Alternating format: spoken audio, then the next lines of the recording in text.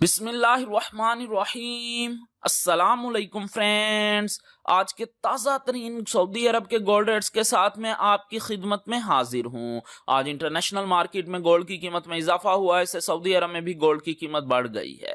आलमी मार्केट में गोल्ड की कीमत में $21 फी औंस का इजाफा हुआ है। $21 फी औंस के इजाफे के बाद अब इंटरनेशनल मार्केट में गोल्ड की कीमत $1833 फी औंस पर पहुंच गई है। चलते हैं आज सऊदी अरब में गोल्ड रेट्स की तरफ। आज सऊदी अरब में फी केजी सोने की कीमत है 2,21,140 रियाल।